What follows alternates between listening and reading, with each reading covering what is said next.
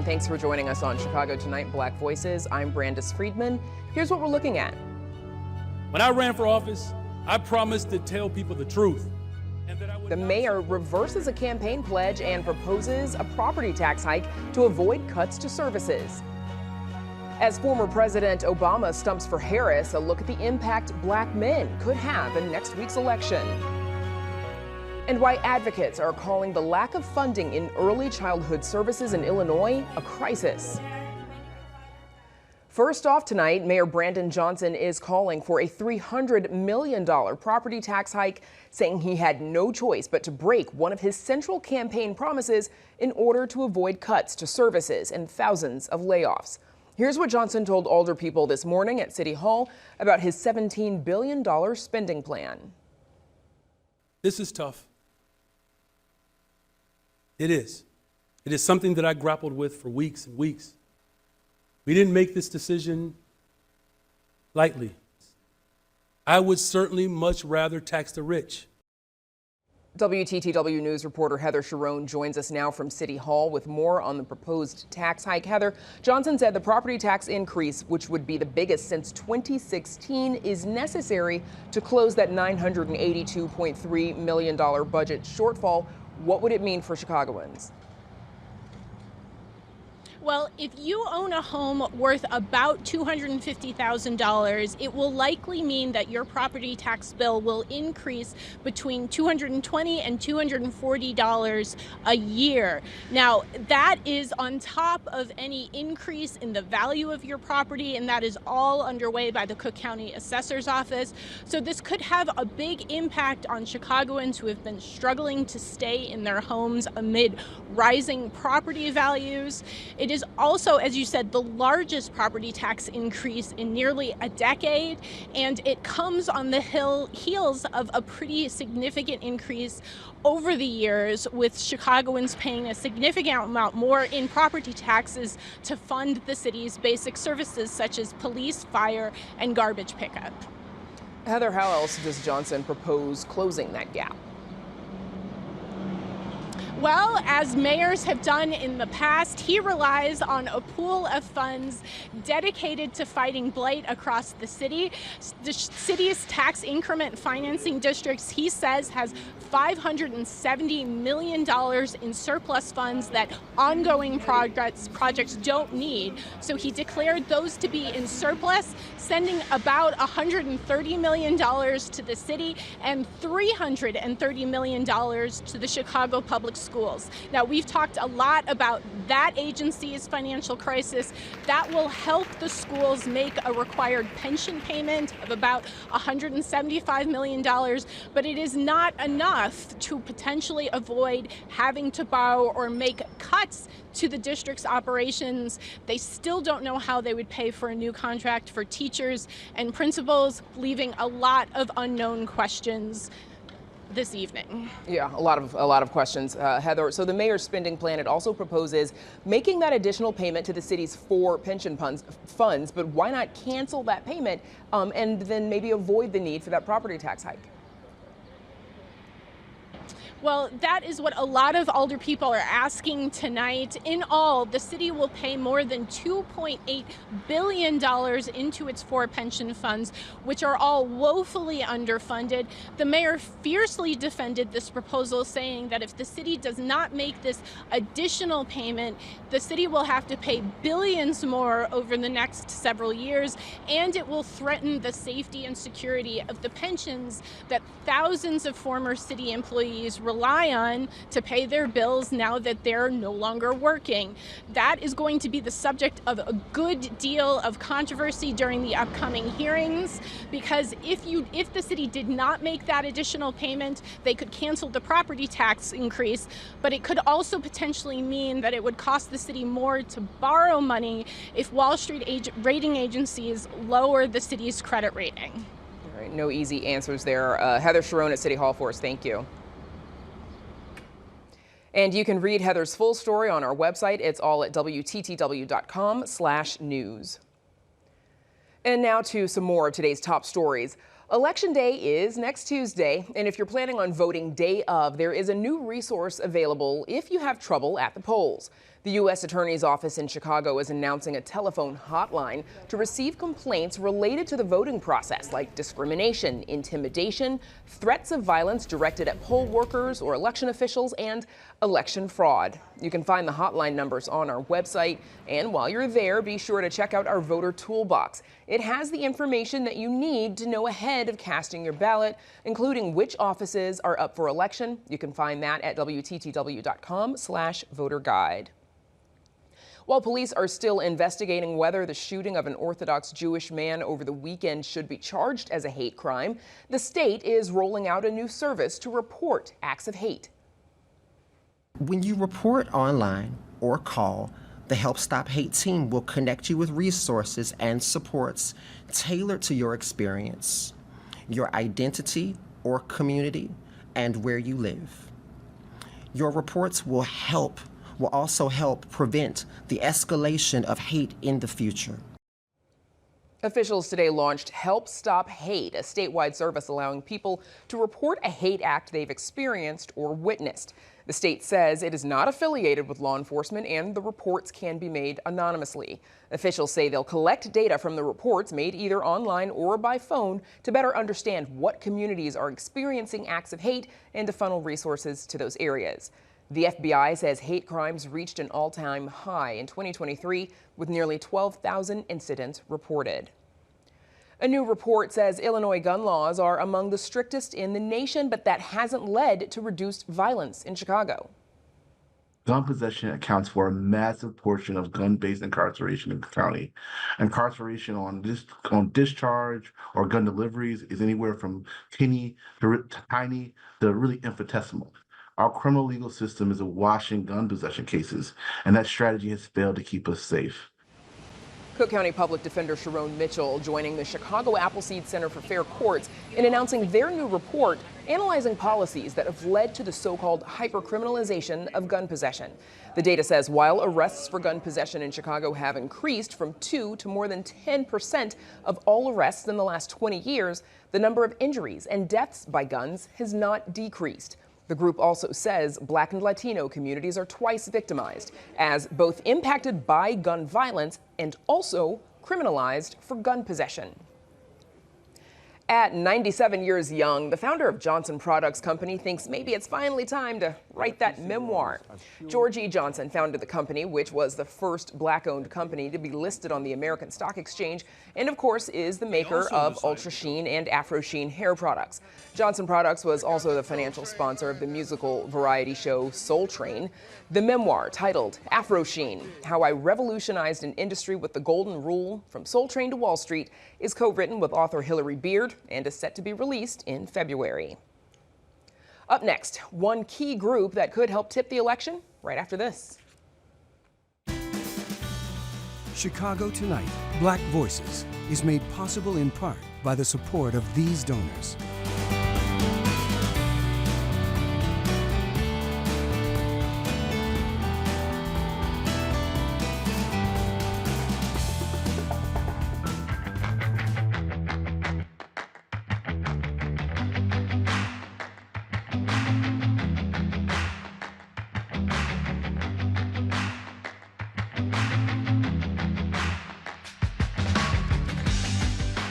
New polling shows Black men might be shifting their attitudes about who to vote for next week's presidential election, just 6 days away, in case you haven't heard.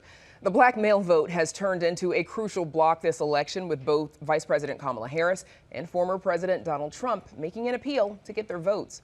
Here to talk more about what's at stake are Gary Gardner, co-founder of the We Gotta Vote billboard campaign, and Devin Jones, Republican committeeman of the 18th Ward and chairman of the South Side Republicans. Thank you both for joining us tonight. We appreciate it. Thank you. So first, I want to know, why do you think the Black male vote has become such a deciding factor in this electoral cycle? Gary, I'll start with you, please. Well, I'm not sure it's the Black male vote as much as it is young generational differences. I think all young people back in April, when we heard the pundits and the journalists saying that Black men weren't going to vote in November, I think they were talking really about all young men that just felt disenfranchised, that their choices were going to be two 80-year-olds. And was that democracy? It certainly didn't feel like it to me. So I think I understood their frustration. I rub shoulders with young Black men every day. So I really didn't hear that sentiment that they weren't going to vote. They weren't going to allow the Democratic Party to take their votes for granted. They had to earn their vote. And I think that maybe the Democrats were slow to do that, to realize that. But I think that Kamala has certainly come up to speed and has made, I think, a really credible, strong case to black men. And we will turn up next week. Devin, same question to you. Yeah, I would agree with what you said. Also, because we've seen such a seismic shift in where people are voting, no one seems to be hard aligned to anyone right now, especially black people. You see people going to City Hall, saying Chicago's going red, black Chicago's going red. So I think that's, and that has been the case nationwide. And I think that's why you're seeing a hyper focus on black men, black women, and even on other groups, young people. I'm a millennial myself, so we are all over the place with who we're supporting. So I think that people are done with the old alignments and allowing political parties to take advantage of them. Gary, you and your wife, you started the Billboard campaign. We got a vote in the spring. In a world that has gone digital, why did you choose this tactic to reach out to the younger voters that we're talking about? Yeah, well, I think there's plenty of people in the program, in the party that are doing the digital campaigns, but we're old school. And what we knew we had to do was to do a couple things. One, to reach out to black men, to give them an invitation. We think that the Billboard campaign not only identified them, but got a chance to celebrate them. These guys are seeing themselves. We picked up the Spike Lee, logo. She's got to have it. So it's kind of a cute logo and slogan. We hope that not voting is not an option, becomes a mandate. And then my wife came up with, we can't go back 4 months ago, and the Democratic convention, they picked it up. I guess great minds all think alike. But making it a billboard makes it a celebration of these guys. We knew that we had to do images. And so we have 3 different images, and we hope that at least half of the population of young men see themselves in one of those. But more importantly, images of young black men on a billboard, hoping that will exactly. Appeal to them. But more importantly, their families see them and celebrate them. Devin, last time you joined us, you said that one of the most concerning issues for black men was were financial issues, lack of economic growth among the community. Since then, Vice President Harris has come out with her opportunity agenda for black men. Do you think that addresses your concerns at all? I don't think so. I think that many of us feel like if it was going to be done, it would have already been done or rolled out sooner. So I think people are still looking at other options. And again, it's not just Vice President Harris, it's an entire apparatus on one side or the other that people are looking to break. And so, again, that's why you're seeing this shift of a sizable minority of people who are looking at other options. So yesterday, Harris did an interview with radio host Charlemagne the God, and they asked her to speak on the topic of whether black men are supporting her. Here's a listen. I was just at the barbershop in Philly talking with very incredible and distinguished men who are leaders in their community in small business and education. And these men, these black men, were talking about not only their support for me, but most importantly, their support for my perspective on what we can do that lifts up the community and taps into the ambitions and the aspirations. Gary, do you think her messaging these last few weeks has reached the voters that she needs to reach? I think she's really come on strong. I'm really excited about the 3 million new homes being built. Not only will that bring the supply, will bring the cost of housing down, but if done right, it really will be a great opportunity for black men to become actually literally building the homes of their community. A recent NAACP poll, as we mentioned, found that the likelihood that black men under 50 years old will vote for Trump has decreased from 27 to 21%, and the likelihood for Harris has increased from 51 to 59%. Now, I think we've all questioned the validity of our polls in recent years, but Devin, what do you make of this? Why do you think that is? I think I would want to see what questions were asked. I haven't seen the science behind this or what they actually asked. I don't think that as I have talked to people on the ground Vice President Harris goes to barbershops, I go to barbershops, I go to different places, and there's a sizable minority of black men who are not voting for her. You know, and so whether it's 21% or 29%, that's still a significant amount of people that are rejecting. What are the policies of Trump's that you think will be helpful for black men, the black community, and what attracts them to him? I think people trust his economic policies. Those that are voting for him trust his economic policies because of what they saw in his 4 years as president. People saw more money in their pocket. They saw the ability to be able to afford things like gas for their cars, utilities in their homes, groceries, basic things. And we have not seen that under the last 3.5, almost 4 years. Gary, your slogan states, not voting is not an option. It's on the bottom part of your T-shirt. But there are some folks who might still be planning to withhold. Maybe they are just not comfortable with either of these candidates. What do you say to them? We've got to change that. You know, we have got to understand that voting gives us a place at the table, not only here in the national election, but really in the local elections, where we look up and find out that state legislatures have given our rights away, have restricted our children. So hopefully this is just the beginning, and it has to be a mandate, and I hope this becomes a legacy and not just a campaign slogan. We know that the race has been extremely tight. We've just got a few seconds left, Gary, but what do you think it is that's holding her back from being able to tip this election in her favor? I think she's got it. I think that our guys didn't want to be taken for granted, but once they get in the booth, and this campaign, everyone's campaign to get them in the booth, there's no choice. There's only one choice. Only one choice. You know, both candidates gave their final pitches last night. What would you like to hear from them? Devin, you first. You know, I think this is it. You know, we've heard all that we can hear. Now it's up to us to take whose values we align with and actually vote. And I think people are taking this very seriously this time. Okay, I think so. That's a good place to leave it. Good luck next week, gentlemen. If you haven't already voted, Gary Gardner and Devin Jones, appreciate you. Up next, calls for Illinois to step up its funding for the state's youngest. Stay with us.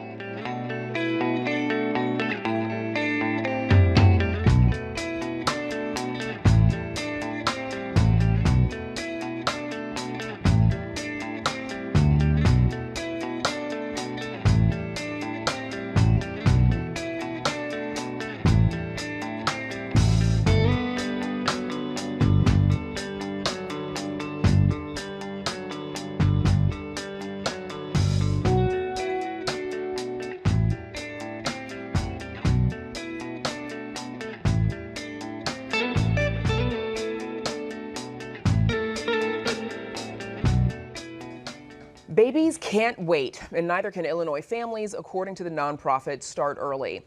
That group is launching a campaign that aims to draw attention to the gaps in early childhood development services. Advocates are calling on Governor J.B. Pritzker to increase early intervention funding by $60 million to tackle staffing shortages and delays in treatment. Joining us now with more are Karen Berman, Senior Director at Start Early, and Jacqueline Vasquez, parent and advocate. Thanks to you both for joining us. We appreciate it. Thank you for having us. So Karen Berman, first, if you would, tell us, about the importance of those early years, that 0 to 3 in a child's life.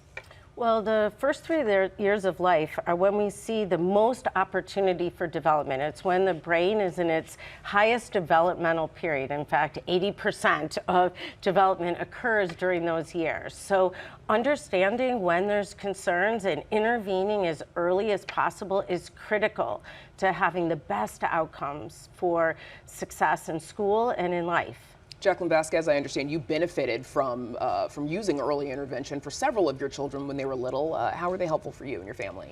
So out of 4 children, 3 received early intervention services. And the earlier we start with intervention, the least amount of interventions we need to apply later in life.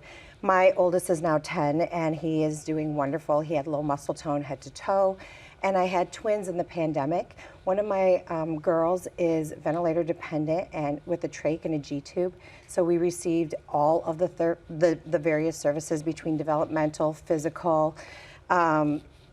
We had occupational, nutrition, vision, orientation and mobility. And with all of them, when we applied for services, unfortunately during the pandemic, we were unable to get all of them to come into our home. So we had to make the concession to have services via Zoom. And my background is that of an early childhood special education educator. So I was you able were very to familiar with with where to look and how to make all that come together. Can you imagine for parents who don't have that knowledge, who don't know where to go? Absolutely. And I'm also knowledgeable about systems and how to navigate these systems. So I applied all of my background knowledge into supporting my children to be successful for to meeting their potential optimal life outcomes. And I imagine, pandemic or not, to have that many therapists, because full disclosure, my family has employed earlier intervention as well, to have those services coming into the home, especially to help with such little people, I can imagine that makes a big difference. Huge. We only had one provider able to come into our home at that point, but with the time that they spent with us, we were able to take that knowledge via Zoom or in person and apply it all day, every day through play to help my child who was unable to walk, crawl, walk. She's now dancing, jumping, running, and in school in a blended classroom with her twin sister. Okay, so a lot of difference it made for you and your family difference. there. So you all, Karen, have launched the Babies Can't Wait campaign to draw attention to the increased need for funding. One of the challenges that you all draw attention to is that EI providers are leaving, and you report that since 2019, nearly 500 have left the state. What is causing that? So unfortunately, we've had many years of compensation neglect for this workforce. It's important to know that these providers are speech therapists, occupational therapists, physical therapists, developmental therapists. Many have advanced degrees, and there has been research done now in the state in order to fix this problem, showing that these providers really need a 50% rate increase in order to pay them a competitive and really livable wage. It's also important for people to know that these providers are traveling and coming into homes. The way early intervention works is it's a support for the child, but it's also a support for the family. It's really important to do these interventions in the context of a child's routines. And so these providers are not paid for missed appointments, for transportation, they don't have health benefits. So the rate that we provide them needs to cover all of those expenses. Right now, they're only getting able to bill for 1 of every 3 hours they work. So if they're leaving the state, what does that mean for families and for children who need their services? Well, that's what's leading to the historically high waiting list. We have double the waiting list than we have ever had since 2021, since before the pandemic.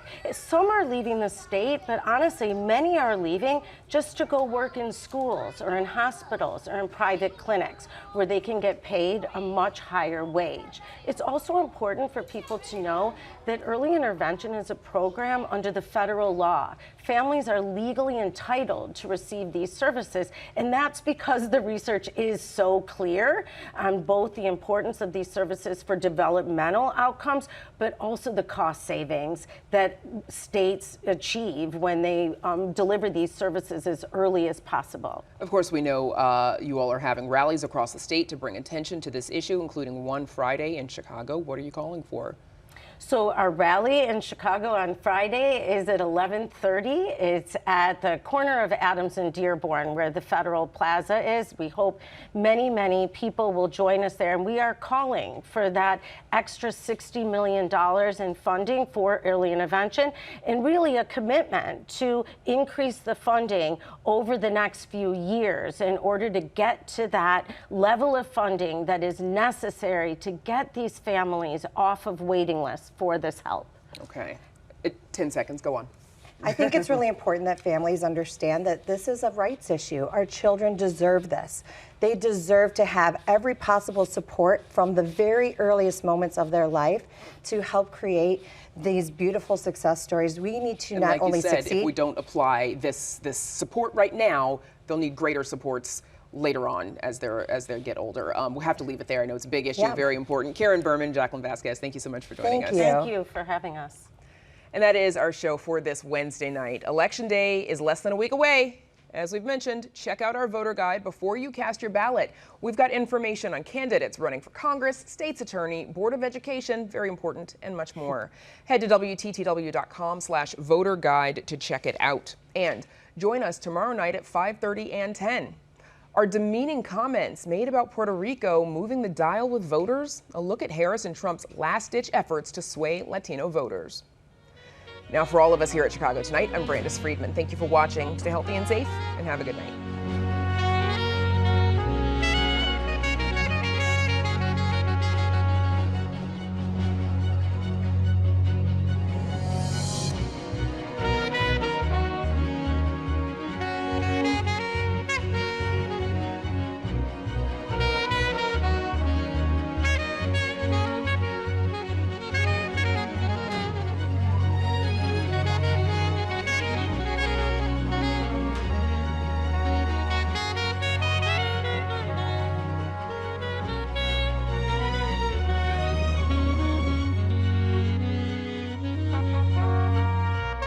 Closed captioning is made possible by Robert A. Clifford and Clifford Law Offices, a Chicago personal injury and wrongful death firm that is proud to recognize its 20 attorneys recognized in the 2025 edition of the Best Lawyers in America.